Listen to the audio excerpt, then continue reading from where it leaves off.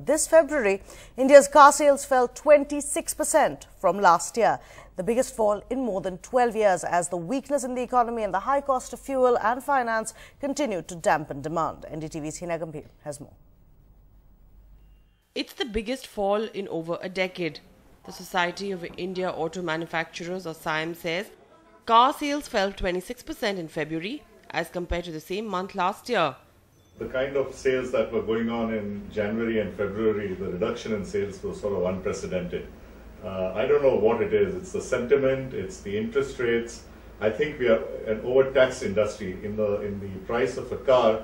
Almost, I think 80% over the cost of the car are the taxes. We're just sort of pricing ourselves out of the whole thing.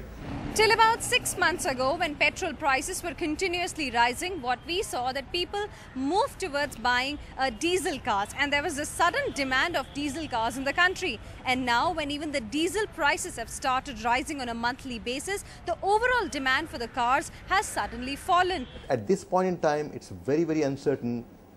And also down the line, I think, there are a lot of policy paralysis. I think we just kind of send a very confused signals to the customers, diesel versus petrol, so all those sort of things are just putting, kind of a negative sentiment on the customers. And then also there is going to be general election in 2014. So look at the environment. If I look at all environment, there is no single kind of sign which looks to me that something is going to happen, in 13 also.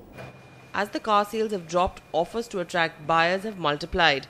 Tata Motors, which saw sales dropping by almost 70% in February, is now offering a guaranteed buyback offer on its Manza sedan.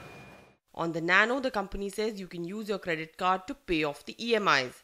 Similarly, Nissan and Skoda are offering low EMI schemes and attractive finance options, while Volkswagen is allowing you to exchange any old car for a new Vento with no payments at all for a year.